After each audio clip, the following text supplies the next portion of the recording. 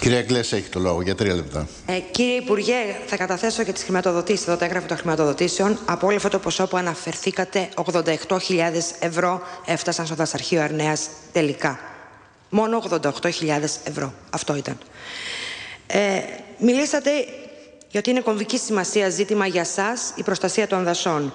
Ο κρατικός μηχανισμός όμως είναι ανέτοιμος να ανταποκριθεί στις ανάγκες τόσο προστασίας όσο και πυρόσβεσης των δασών. Υπάρχουν μεγάλες ελλείψεις στα εναέρια μέσα, πυρόσβεση, συντήρηση πυροσβεστικών οχημάτων και εξοπλισμού. Η υποστελέχωση του πυροσβεστικού σώματος, η μη αξιοποίηση εθελοντικού δυναμικού, η υποβάθμιση του ρόλου της τοπικής αυτοδιοίκησης εντείνουν το πρόβλημα.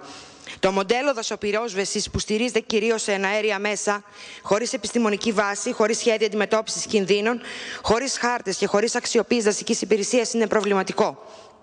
Πουθενά στον κόσμο δεν συμβαίνει η υπηρεσία η οποία διαχειρίζεται και προστατεύει τα δάση να μην έχει όχι συμμετοχή, αλλά ούτε καν άποψη όταν αυτά καταστρέφονται από πυρκαγιά. Ήταν για μένα λυπηρό το φαινόμενο να βλέπω τους συναδέλφους μου δασικούς υπαλλήλους, είμαι και εγώ δασολόγος, στην Ουρανούπολη να κοιτούν τη φωτιά και ενώ έχουν την άποψη, έχουν τη λύση, τόσο επιστημονική όσο και εμπειρική, να μην έχουν δικαίωμα να την εκφράσουν.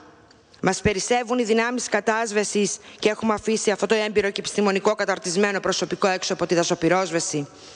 Αλλά το θέμα είναι να μην χρειάζεται να φτάνουμε στην ανάγκη να χρησιμοποιούμε όλα αυτά τα μέσα κατάσβεσης. Το θέμα είναι να προλαβαίνουμε το κακό και να το σταματάμε στη γένεσή του. Και γι' αυτό χρειάζεται ολοκληρωμένο σχέδιο πρόληψης των δασικών πυρκαγιών. Χρειάζονται μελέτες αντιπυρικής προστασίας. Χρειάζονται ολοκληρωμένα διαχειριστικά σχέδια των ελληνικών δασών. Χρειάζονται δασικοί χάρτες και δασολόγιο. Πώς μπορούν όμως όλα αυτά να γίνουν όταν επί χρόνια η δασική υπηρεσία υποχρηματοδοτείται και απαξιώνεται? Όταν οι ελάχιστοι πια δασικοί υπάλληλοι δεν ξέρουν ούτε καν σε ποιο Υπουργείο ανήκουν. Με τη μεταφορά της Ειδικής Γραμματείας Δασών, πότε στο Περιβάλλοντος και πότε στο Υπουργείο Ανάπτυξης. Με τις περιφερειακές δασικές υπηρεσίες να υπάρχονται στο Υπουργείο Εσωτερικών. Πώς όμως μπορούν όλα αυτά να γίνουν όταν η κουτσουρεμένη κάθε χρόνο χρηματοδότηση φτάνει στα κατατόπους δασαρχεία όταν είναι πια πολύ αργά, μετά το πέρας της αντιπυρικής περίοδου? Το γνωρίζετε, κύριε Υπουργέ, ότι επί πολλά χρόνια συνέβαινε το εξής τραγελαφικό. Στα δασαρχεία γινόταν προσλήψεις τρίμηνης διάρκειας για την αντιπυρική προστασία, κυρίως για τον καθορισμό των δασικών δρόμων από τη βλάστηση και την ευκολότερη προσπέλαση από τα πυροσβεστικά οχήματα και την ελαχιστοποίηση του κινδύνου εξάπλωσης της πυρκαγιάς. Ξέρετε πότε γινόταν αυτές οι προσλήψεις? Εξαιτίας του κακού προγραμματισμού και του κάκιστου συντονισμού των υπηρεσιών. Στην καλύτερη περίπτωση, τέλος Αυγούστου. Και στη χειρότερη, αρχές Οκτωβρίου. Το γνωρίζω εκ πείρας, κύριε Υπουργέ, γιατί δούλεψα αρκετά χρόνια με αυτές τις συμβάσεις. Τώρα τις καταργήσατε κι αυτές, όπως και τις άλλες εποχικές συμβάσεις στα δασαρχεία. Έτσι δεν κινδυνεύετε να κατηγορηθείτε για άκυρες προσλήψεις, αλλά κινδυνεύουν τα ελληνικά δάση από την παντελή έλλειψη προσωπικού της δασικής υπηρεσίας. Κύριε Υπουργέ, αν και δεν ξέρω αν απευθύνομαι στο σωστό Υπουργό, αφού η Ειδική Γραμματεία Δασών πάει πιθανότητα ξανά πίσω στο Υπουργείο Αγροτικής Ανάπτυξης.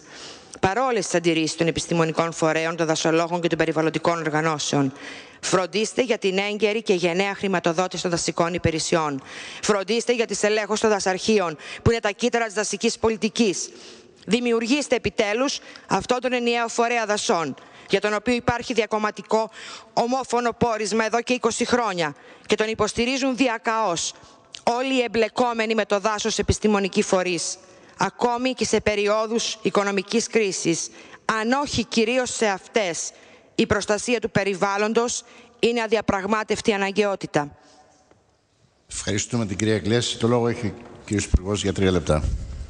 Συμφωνώντας στην τελευταία σας σημείωση ότι είναι μια αδιαπραγμάτευτη πραγματικότητα η προστασία του περιβάλλοντος, επιχειρώ να συνεχίσω και να επιχειρηματολογήσω και να ενισχύσω το λόγο μου, τον αρχικό, σε σχέση με τα συγκεκριμένα μέτρα τα οποία ελήφθησαν και τον προγραμματισμό που πραγματικά υπήρχε, καθώς και να θωρακίσω την άποψή μου ότι κάναμε ό,τι ήταν το καλύτερο δυνατό σύμφωνα με τις συγκεκριμένες οικονομικές και άλλες συνθήκες. Και δίνω μερικά στοιχεία για να καταλάβετε και εσείς, αγαπητοί κυρίες συνάδελφοι, παρόλο που είστε από τα μέρη και γνωρίζετε πολύ καλά και τη γεωγραφία του χώρου, αλλά και οι συνάδελφοι και το σώμα, τις ιδιαιτερότητες της συγκεκριμένης περίπτωσης. Συνολικά λοιπόν σημειώνω ότι κάηκαν περίπου 47.000 στρέμματα εντός του Αγίου Όρους και 5.000 στρέμματα στην περιοχή της Ουρανούπολης Χαλκιδικής.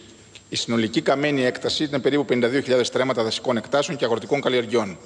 Διοικητικά λοιπόν η καμένη δασική έκταση ανήκει κατά 10% στο δασαρχείο Αρνέας και κατά 90% στην περιοχή της Ιεράς Επιστασίας του Αγίου Όρους.